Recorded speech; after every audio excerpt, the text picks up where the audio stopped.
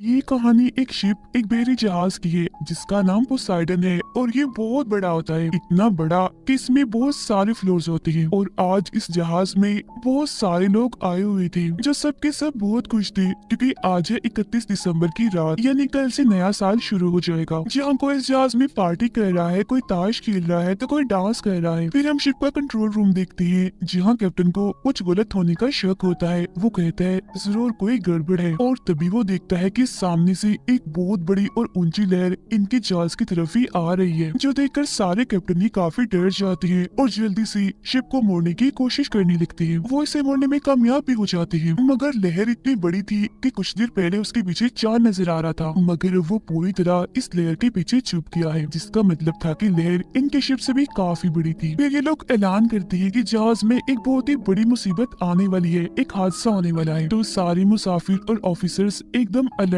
सावधान हो जाएं। और ये ऐलान होते ही वहाँ भगदड़ मच जाती है और फिर देखते ही देखते वो ऊंची लहर इनके जहाज से टकरा ही जाती है, जिसका प्रेशर इतना ज्यादा होता है कि पोसाइडन जो इतना बड़ा जहाज है पूरा का पूरा समंदर में उल्टा हो जाता है। मतलब कि जो ऊपर वाला हिस्सा था वो चला गया था नीचे, यानी कि वो जमीन बन गया था, और जो जमीन थी फर्श था वो आ गया था ऊपर। जैसे जहाज पलटता है तो जाहिर है चीजें वगैरह भी गिरती है, टूट फूट होती है, जिसमें दबने से बहुत सारे लोग मारे जाते हैं। इसके अलावा इंजन रूम में भी एक काफी बड़ा धमाका हो जाता है, जिसकी वजह से वो सारे के सारे कैप्टन्स जो इस शिप को चला रहे थे उनकी भी मौत हो जाती है। अब शिप के हॉल में जहाँ सबसे ज्यादा लोग थे वहाँ एक ऑफिसर आके बताता है कि हमारे पास एक अच्छी खबर है और एक बुरी खबर है। बुरी खबर ये है कि हमारे जहाज से एक बहुत बड़ी सुनामी की लहर टकराई है, जिससे ये पूरी तरह पलट गया है, इसी वजह से यहाँ से कोई भी नहीं निकल सकता। और अच्छी खबर ये है कि हमारे ऑफिसर्स ने लहर के टकराने से कुछ मिनट्स पहले ही रेस्क्यू टीम जो सबको बुरे वक्त में बचाती है उन्हें इस बारे में खबर कर दी, तो वो लोग हेलीकॉप्टर्स लेकर जल्द यहाँ आने वाली है। तो इसीलिए सब बिल्कुल रिलैक्स शांत रहे, हम बहुत जल्द यहाँ से बच निकलेंगे। अब यही हम एक आदमी को देखते हैं जिसका नाम डेलन था। वो अपने सामने पड़े मरे हुए ऑफिसर के पास से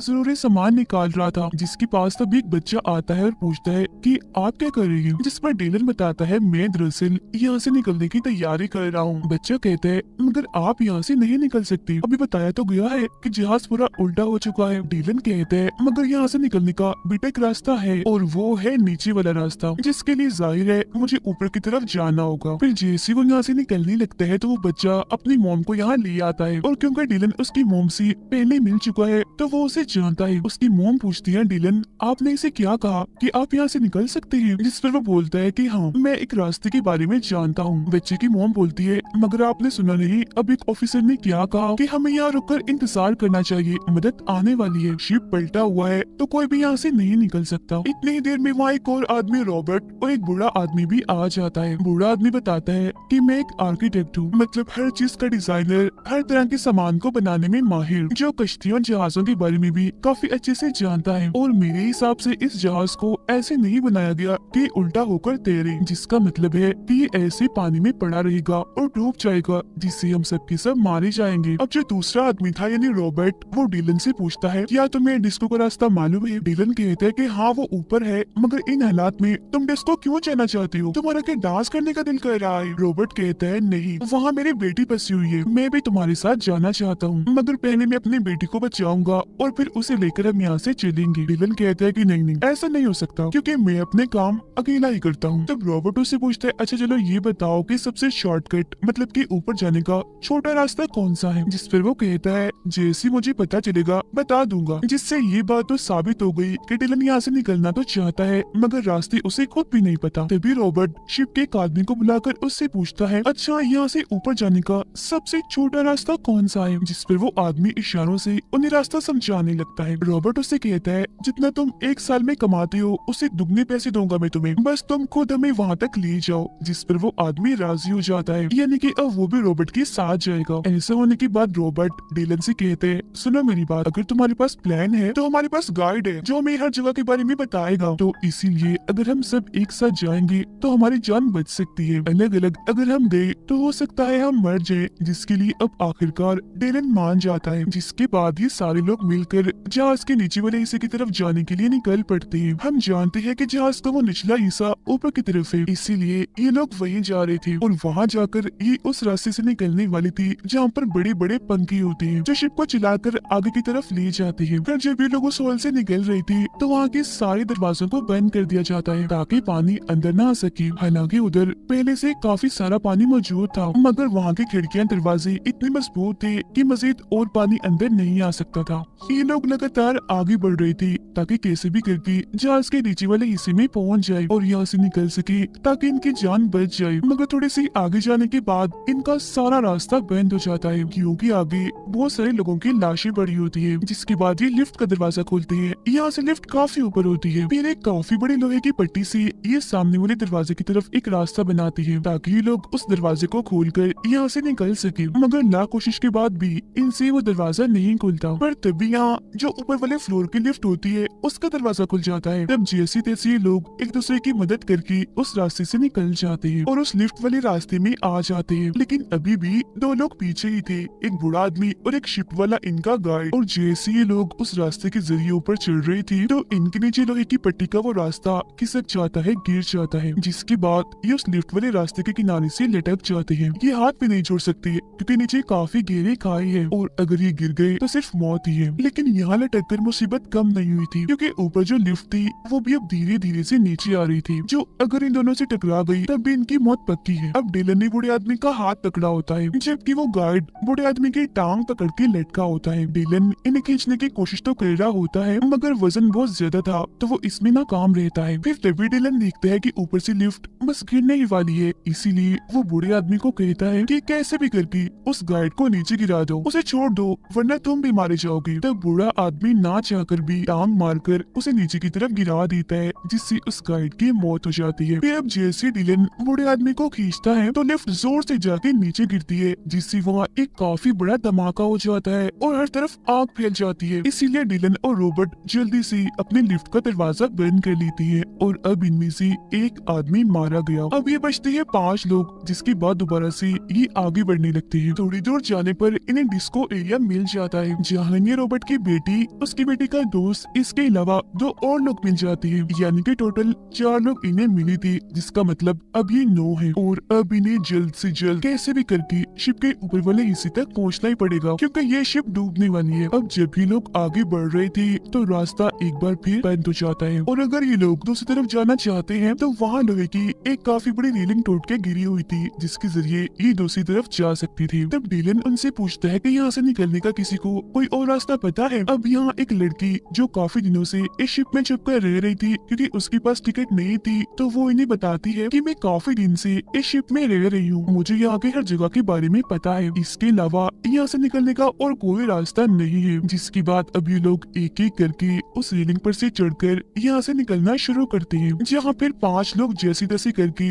दूसरी तरफ पहुँच जाते हैं। फिर तभी रॉबर्ट अपनी बेटी को कहता है कि अब तुम आ जाओ बेटा दूसरी तरफ जाने के लिए। मगर तभी इधर एक शराबी आ जाता है जो इन्हें डिस्को में मिला था। वो कहता है पहले मैं जाऊंगा और फिर जैसे वो जाने लगता है बीच में होता है तो तभी ऊपर से इंजन का एक बहुत बड़ा हिस्सा उसके ऊपर आके गिरता है जिस वजह से वो शराबी भी और रेलिंग भी टूटकर उसके साथ ही नीचे चली जाती है। अब इंजन के उस हिस्से के साथ वहाँ पानी में बहुत सारा तेल भी गिर जाता है। चिंगारियां तो पहले ही वहाँ गिर रही थी तो इसी वजह से वहाँ आग लग जाती है पानी में और वो शराबी मर गया था इसलिए अभी 8 रह गई थी। लेकिन सिर्फ 5 लोग ही दूसरी तरफ गए थे जहाँ इन्हें जाना था जबकि रॉबर्ट, उसकी बेटी और डिलन अभी भी वहीं पीछे ही फंसी हुई थी। नीचे पानी में आग लगी हुई थी, कोई भी रास्ता नहीं था जिससे वो उस पार जा सके क्योंकि इंजन गिरने से रेलिंग भी टूट चुकी थी। तभी डिलन एक पाइप के साथ रस्सी बांधता है और पानी में घुस जाता है क्योंकि वो जानता है कि आग के नीचे पानी है जहाँ आग उसे छू भी नहीं सकती, इसीलिए वो नीचे ही तैरते हुए दूसरी तरफ पहुँच जाता है। वहाँ वो रस्सी का दूसरा सिरा पाइप के साथ बांध देता है जिससे लटक कर रॉबर्ट और उसकी बेटी भी इस तरफ आ जाते हैं जिससे अभी 8 के 8 बज जाते हैं और दोबारा से ऊपर की तरफ जाने लगती है। अब डिलन को सब कुछ इसलिए भी पता था क्योंकि एक वक्त ऐसा था जब वो नेवी में काम करता था। अब हालांकि उसने नेवी छोड़ दी थी मगर शिप के बारे में अभी भी उसे काफी जानकारी थी। अब हॉल का सीन दिखाया जाता है जहाँ सारे लोग इस इंतजार में थे कि कोई मदद आएगी। वो सबके सब काफी घबराने लगते हैं क्योंकि पानी के प्रेशर से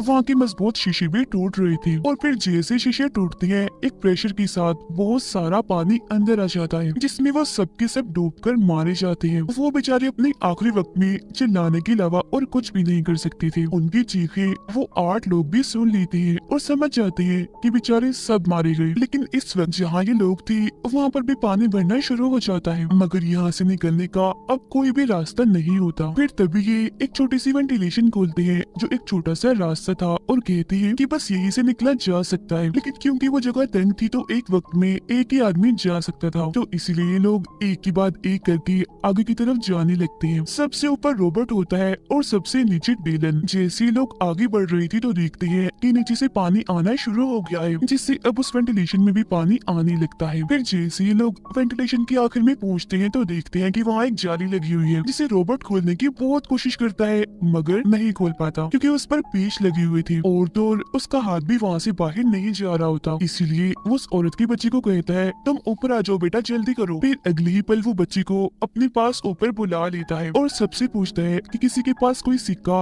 या नोक वाली लोहे की कोई ऐसी चीज है जिससे हम पेच खोल सकते हैं। जिस पर वो लड़की जो इनके साथ थी, यानी जो बगैर टिकट की रह रही थी, अपने गले से एक क्रॉस वाला लॉकेट उतार कर देती है। कहती है कि ये लो, इससे शायद पेच खुल जाए। तब बच्चा वो क्रॉस लेकर आहिस्ता आहिस्ता करके पेच खोलना शुरू करता है क्योंकि उसके हाथ छोटे होने की वजह से पेच तक पहुंच गए थे। लेकिन यहाँ पानी बढ़ता जा रहा था और क्योंकि सबसे नीचे डिलन था तो वो काफी हद तक पानी में डूब गया था और अब वो लगभग डूबने ही वाला था कि तभी कुछ किस्मती से जाली खुल जाती है, जिससे सारे जल्दी से एक एक करके बाहर आ जाती है। इस तरह से डिलन की जान भी बच जाती है और अब इन्हें सिर्फ 2 फ्लोर ही ऊपर जाना था, जिसके बाद इन सबकी जान बच जाएगी। मगर जब ये लोग आगे जाते हैं तो एक टैंक में फंस जाते हैं। नीचे ये जा नहीं सकते क्योंकि वहाँ से पानी आ रहा होता है। आगे भी ये नहीं जा सकते थे क्योंकि यहाँ से निकलने का कोई रास्ता था ही नहीं सिवाय एक छोटे से रास्ते की जो काफी मजबूती से बंद था क्योंकि ये एक टैंक का था। इसलिए तभी डिलन उन सबको समझाता है कि इस वक्त हम जहाँ खड़े हैं ये एक ऐसा टैंक है जहाँ शिप को बैलेंस में रखने के लिए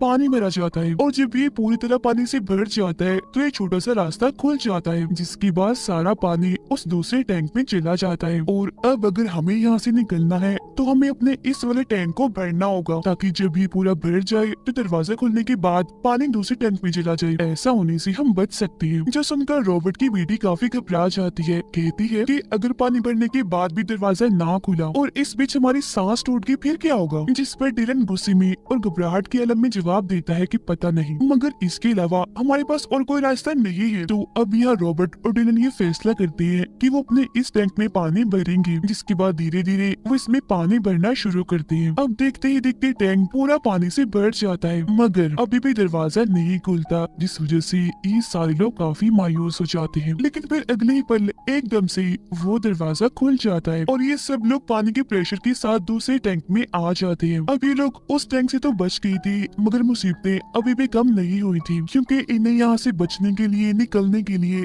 तैर करके दूसरी तरफ जाना होगा। जिसके बाद ही सब लोग गहरी सांस लेते हैं और दूसरी तरफ जाने की कोशिश करते हैं। यहाँ सबसे आखिर में वो लड़की थी जो काफी वक्त से इस शिप में छुपकर रह रही थी। जब वो आगे बढ़ रही थी तो तभी उसके कपड़े एक तार में अटक जाते हैं, जिससे वो वहीं फंस जाती है। हालांकि वो बूढ़ा आदमी उसे बचाकर ऊपर तो ले आता है, मगर तब तक उसकी सांसें टूट चुकी होती है, मतलब कि वो मर गई होती है। जिसके बाद अब ये बचते हैं 7 लोग और फिर से आगे बढ़ना शुरू हो जाते हैं। अब ये लोग उस फ्लोर पर पहुंच जाते हैं जहाँ बड़े बड़े पंखे हैं, इन्हें जहाँ से इन्हें निकलना है। मगर इधर आते ही वो देखती है कि यहाँ भी बहुत सारा पानी भरा हुआ है, पानी का प्रेशर बढ़ता ही जा रहा है, जिस पर लाशें तैर रही थी। ये देखकर डिलन काफी मायूस हो जाता है। तब उसका ऐसा चेहरा देखकर बच्ची की मॉम पूछती है, क्या हुआ डिलन, तुम निराश क्यों हो गई? जिस पर डिलन कहता है कि जहाँ से हमें निकलना था वो हिस्सा तो पानी में डूबा हुआ है, हाँ वहाँ तक पहुँच भी नहीं सकती क्योंकि वो बहुत दूर है और मजीद पानी बढ़ता ही जा रहा है। जो सुनकर रॉबर्ट कहता है तो फिर हमें किसी ऊंची जगह पर जाना चाहिए, मगर अफसोस यहाँ से निकलने का और कोई रास्ता नहीं होता। जिस पर दुखी होते हुए रॉबर्ट डिलन से कहता है कि शुक्रिया, तुमने हम सबकी जान बचाने के लिए बहुत कोशिश की, मगर शायद हमारी किस्मत में यही लिखा है कि इस शिप में ही हमारी मौत होगी और वैसे भी सब कुछ इंसान के बस में नहीं होता। मगर तभी जो यहाँ इंजन रूम था वहाँ एक काफी बड़ा धमाका हो जाता है, जिससे वो सारा पानी जो भरा हुआ था यहाँ से निकल जाता है और ऐसा होने से वो रास्ता भी पानी से खाली हो जाता है जहाँ से इन्हें निकलना है, यानी जहाँ वो बड़े बड़े पंखे थे। मगर जब भी वहाँ पहुँचते हैं तो इनके सामने एक और मुसीबत आ जाती है और वो ये कि पंखे अभी भी अपने आप ही घूम रहे थे। इससे भी बड़ी मुसीबत ये कि वो सीधे नहीं बल्कि उल्टी तरफ ही घूम रही थी, जिस वजह से हवा का प्रेशर इन्हीं की तरफ था, जिसका मतलब था कि अगर ये उसकी तरफ कुछ फेंकते भी हैं तो वो जिस पंखे की तरफ ना जाकर वापस इन्हीं की तरफ ही आ जाएगी। अब तभी तो रोबोट को एक नक्शा मिलता है जिससे उसे पता चलता है कि इन्हीं पंखों के बिल्कुल नीचे कंट्रोल रूम है जहाँ जाकर इन पंखों को बंद किया जा सकता है। लेकिन कंट्रोल रूम यहाँ से 150 फीट की दूरी पर है और वहाँ जाने का मतलब मौत है। मगर इसके बावजूद भी रॉबर्ट वहाँ जाने के लिए तैयार था, जो देखकर उसकी बेटी का दोस्त कहता है आप रहने दीजिए, आप वहाँ नहीं जा सकती, मुझे जाने दीजिए क्योंकि मैं वहाँ जा सकता हूँ और इन पंखों को बंद भी कर सकता हूँ। जिसके फौरन ही बाद वो वहाँ जाने के लिए तैयार था पंखों को बंद करने के लिए। लेकिन उसके जाने की वजह से रॉबर्ट की बेटी रो रही होती है, वो उसे जाने के लिए मना करती है। तब उसका दोस्त कहता है जाना जरूरी है, किसी को तो जाना ही होगा। और अब अपनी बेटी को रोता हुआ देखकर रॉबर्ट खुद पानी में कूद जाता है और कंट्रोल रूम की तरफ बढ़ने लगता है। तभी हम देखते हैं कि डीलन यहाँ पर नहीं है क्योंकि वो छोटा बच्चा पानी में बह गया था जिसे डीलन और उसकी मॉम ढूंढ रही थी। बच्चा उन्हें बहुत जल्द मिल जाता है जिसे डीलन बचा भी लेता है, जिसके बाद वो वापस उसी जगह पर आ जाते हैं जहाँ बाकी लोग थे। लेकिन मुसीबत यहाँ भी पानी बढ़ता ही जा रहा था और अगर इन्होंने पंखों को बंद नहीं किया, यहाँ से ना निकले तो ये भी डूबकर मारे जाएंगे। उधर रॉबर्ट कंट्रोल रूम में पहुंचकर पंखों को बंद करने की कोशिश कर रहा होता है, लेकिन वो देखता है कि जिस बटन से पंखे बंद होने थे वो खराब हो गया है और साथ ही रॉबर्ट की सांसें भी टूट रही होती है, जिस वजह से वो बेचारा तड़प रहा होता है। वो मरने ही वाला था कि तभी वो उस बटन को देख लेता है जिससे पंखों को रिवर्स किया जाता है, यानी पंखों के घूमने और चलने के रुख को बदला जा सकता है। और मरने से चंद सेकंड पहले ही वो उस बटन को दबा देता है, जिसके बाद वो बेचारा मर जाता है। जिसका मतलब था कि रॉबर्ट ने उन सब की जान बचाने के लिए अपनी जान दी थी। ऊपर डीलन देखता है कि पंखे अभी भी बंद नहीं हो रहे, इसीलिए वो घबराते हुए कहता है ये अभी भी क्यों चल रही है, बंद क्यों नहीं हो रही। और फिर तभी रॉबर्ट की बेटी का दोस्त देखता है कि चीजें जो पहले हमारी तरफ आ रही थी, मतलब कि हवा का प्रेशर हमारी तरफ था, वो अब उल्टा हो गया होता है। इसीलिए वो डीलन से कहता है कि रॉबर्ट ने पंखों को रिवर्स कर दिया है, इसीलिए अब हम चीजें फेंक कर इंजन को बंद कर सकते हैं, पंखों को रोक सकते हैं। जिसके बाद वो एक काफी बड़ा सिलेंडर डीलन को देता है। डीलन जैसे सिलेंडर को पंखों की तरफ फेंकता है तो वहाँ एक काफी बड़ा धमाका हो जाता है, जिससे इंजन रुक जाता है और पंखे भी आखिरकार टूट जाते हैं। जिसके बाद ये लोग उस रास्ते से निकलकर एक एक करके इस जहाज पोसाइडन से पानी में कूद जाते हैं और जल्दी से एक छोटी कश्ती में चढ़ जाते हैं जो पोसाइडन से ही आई थी, क्योंकि शिप्स में इस तरह की बहुत सारी कश्तियाँ होती हैं। सब लोग जब उसमें चढ़ जाते हैं तो तभी पोसाइडन इन्हीं की तरफ ही गिरने लगती है। तभी देखकर सारे जल्दी जल्दी चप्पू चलाना शुरू कर देती है और फिर जैसी पोसाइडन इन पर गिरने ही वाली थी, ये उससे काफी दूर आ गई थी। पोसाइडन जो एक बहुत ही बड़ी शिप थी, कुछ घंटों पहले बड़ी शान से पानी पर तैर रही थी और वो पूरी तरह से पानी में डूब चुकी थी। जिसके बाद ये एक फ्लेयर गन चलाती है ताकि जो रेस्क्यू टीम इन्हें बचाने के लिए निकली है वो इन्हें देख ले। तब होता भी बिल्कुल ऐसे ही है, कुछ ही देर में रेस्क्यू टीम इनके पास पहुंचकर इन सबको बचा लेती है और इस तरह से इन 6 लोगों की जान बच जाती है। और बस इसी के साथ ये कहानी इधर ही खत्म हो जाती है।